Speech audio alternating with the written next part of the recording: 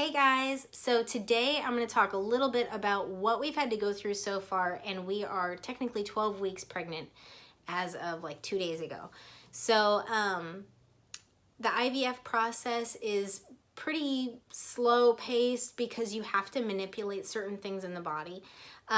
We had to find a doctor first, and then we had to find a sperm bank, and then we had to find the donor through the sperm bank. And then we had to go through the retrieval, and then we had to go through the transfer, and now we're pregnant. So how did we find our doctor? We went online and we found which doctors were within 2 hours of us, which ones had the best percentage of births versus attempts. Now, sometimes if you're lucky, you have somebody that you know that has done IVF nearby if you're looking to do it yourself, and that helps tremendously if you really want to find your doctor. We did ask around, and we found where 3 couples that we know used the same cryobank as us to find their sperm donor, which was really helpful for us. So when we found our sperm donor, we initially had like 143 that met all of our criteria, and we just narrowed it down, kind of like a basketball bracket. Just went down the line and picked out different things that we liked or didn't like. And let me tell you, you never know how picky you are until you're finding the baby daddy of your dreams on a list of all these dudes. So they all were educated, and they have to give up all their medical history back 3 generations. They have to make sure that they pass all these tests, and including psychological, psychiatric, whatever. And so it was pretty cool to go through and figure out exactly what we wanted our baby daddy to look like. And you can see a picture of them as a kid, but you can't see a picture of them as an adult. You're not allowed to know their name, and they can put on there if they want to be contacted or never contacted. And we picked one that would never want to be contacted. So, I mean, that's our personal choice, and you can, pick out your people depending on how you want to. But once we did that, and then we found out, when we would do our retrieval, then we had to do the whole like hormone manipulation. So some doctors do it differently, I'm sure, but ours used like birth control, and then we had to do injections of different things in order to make my wife's body produce extra eggs. So then they could go in and retrieve the eggs, which was, I'm not gonna lie, that was a little bit of a scary process. So be prepared. They're gonna have to, use like a general anesthesia, and then she's gonna be loopy for a while. And it's, for me, it was hard because I knew that it was something I had never experienced. So even though I've been pregnant, I have never had to go through the exact same thing that my wife has had to go through. So being the spouse in all of this, this part especially has been completely new ground for me. I've tried to imagine myself in her shoes, but you really can't. Like, you can't understand exactly how they feel. So when she was stressed out or emotional or sad or didn't feel good, I just tried my absolute best to be the most supportive person and imagine myself in her shoes. Like, what if I felt like that right now?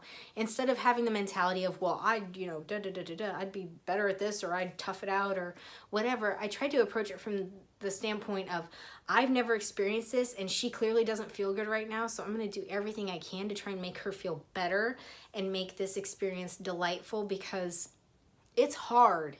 Even though there's a light at the end of the tunnel, it can be rough. So the day of the retrieval, we actually traveled up to Pennsylvania to visit family. And so luckily throughout the drive, she was able to kind of come to and get back to normal and all that. And then we didn't have to do anything for a while, because then I went through a hysterectomy, and we had to go through a lot of other stuff before we were able to do the actual transfer. So the transfer is after they've fertilized your eggs and they freeze the embryos that survive, which we had 8 total that were frozen. Then for the transfer, they thaw out 2 if you want to do 2, or they thaw out 1. Now sometimes they have more than 1 in a straw. Like, they keep them in these like little plastic straw thingies, and they thaw them out, the straw.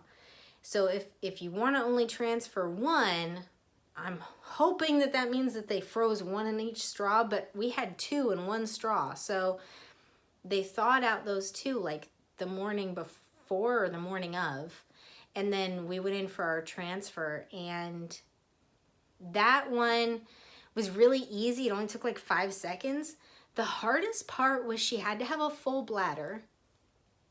Mind you, our drive was an hour and a half. And then when we got there, God love him, our doctor was an amazing doctor. However, he was late the day of the transfer because he was busy with something else. So my poor wife was sitting on the bed with a full bladder for an hour and a half waiting to do this. And they want you to have a full bladder so they can see everything. And it helps with the ultrasound. So it was kind of comical, and I kind of like felt terrible at the same time because we're sitting in this room forever waiting for the doctor to come in, and she just needed to pee so damn bad. Finally, I poked my head out in the hallway and I found the doctor, and he said, "Oh, let her go to the bathroom. I'll be there in a little while." So she went to the bathroom, and then literally like 2 minutes later, he walked in the room and said, "Okay, let's do this." But her bladder was empty. So then she had to chug a bunch of water to get it full again, and then we did the transfer. But the transfer itself literally took like 5 seconds. They just have to find everything with the ultrasound and then put the eggs in, and then that's it. And then you have bed rest, and you're not allowed to work out for a while. But 2 weeks later, you find out if you're pregnant or not. And we did lab work to find out if we were pregnant. We did not do an at-home pregnancy test, which a bunch of people that I know that have done IVF did the at-home tests. And they were like, you know, do it, just cheat, just cheat. And peer pressure is fucking real, because I really was tempted to go and get one. However, 1, we're kind of superstitious. And 2, we didn't want to get a negative and, you know, feel that heartache and then also have to go get the blood work and find out again that it was negative. But then also we didn't want to get a positive and then get blood work and find out that it was a false positive. So our choice was to wait until the lab work was done. And I think that that was the best way for us because every couple's different. But it turned out to be a good thing. We found out that we were pregnant, and I'm going to tell you, this is my perspective. I knew she was pregnant 3 days after we did the transfer. But, you know, my wife is a natural pessimist and I'm a natural optimist. So in between, we're real, but we're both at different ends of the spectrum there. So I knew immediately because, 1, she started to have aversions to food. She didn't want certain things. She started to have cravings for certain foods. She started to get a little bit more emotional than usual, and this wasn't from the injections. And then she started to have the cramping, specifically an implantation cramping, which happened in the middle of the night and woke her up. And her boobs started to hurt, which that's a huge sign for anyone who's ever been pregnant. You recognize that feeling. And I'm going to tell you the turning point for everything when I said she's definitely pregnant was she was at work and she spilled her SpaghettiOs. And she texted me and she said, "I'm just so frustrated I could cry." And that was when I knew she was pregnant. And I told one of my friends about it at the barber shop that one day, and he was like, "You know what? Did you have that moment where you were like, shit, do I offer more SpaghettiOs? Do I just bring the SpaghettiOs? Or do I say, I'm sorry? You know, what do you want me to do?" And I was like, yeah, I didn't know what to do because I figured if I asked, I was doomed. If I didn't ask, I was still doomed. So I just went ahead and asked. So I went ahead and I sent her back a text and I was like, so do you want me to bring you more? And I really did have that fear of God in me because you never know if you're asking or saying the right thing. So men, if you've been through this, I feel you and I'm so sorry. And other women who have been through this as the partner, I feel you. So, and I remember being pregnant myself and having certain cravings and wanting to go eat and not being able to go eat and crying in like the bathroom at work because I just wanted to go and get some goddamn Wendy's or something, and having these cravings and not being able to fulfill them. So I offered her the SpaghettiOs and she said that she would be fine. She just needed to be upset for a minute. And I was like, okay. So I think that was like literally 4 or 5 days after the transfer, and we found out 2 weeks later that she was pregnant. And ever since then, the symptoms have just been rolling in, and we've had to continue injections up until she hit 12 weeks of gestational time. So we continued with daily injections and then twice a week injections of estrogen. So the daily injections are progesterone if you do them. I know some doctors, they have different ways of doing it. But if you do the injections and you have to do them in the upper outer quadrant of the buttocks, I'm going to tell you a few different things. First of all, warm up the oil in a bowl of warm water. So you put the little, put some hot warm water in there and then set the vial in it and it warms it up. Same with the estrogen. 2, have her lay down when you give the injections. If you have her stand up, even if she thinks that her butt is completely relaxed, it's not. Several weeks went by where we were doing these injections with her standing up and just like leaning to one side so the one side was relaxed, and it didn't work, and she was getting these like golf ball sized knots in her muscle where I was giving her these injections, and it was painful, and we'd try to massage them and use heat packs and none of it helped. So you're going to want to warm up the oil and you're going to want her to lay down. And then as soon as you've given the injection, you need to not only put pressure on it to keep it from bleeding or leaking, but also massage at the same time. So, I mean, at least for about 30 seconds to a full minute of massaging in that area. That way, she's not going to get these huge painful lumps.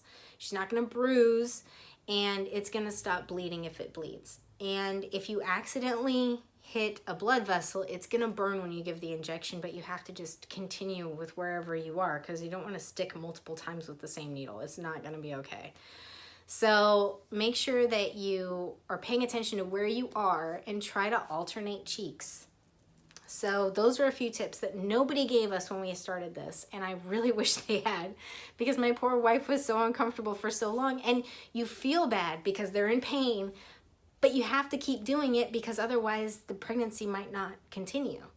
So that's a little bit of an introduction as to what all we've had to go through to get to where we are. We're no longer doing injections, and we are now seeing an OB instead of our fertility doctor. And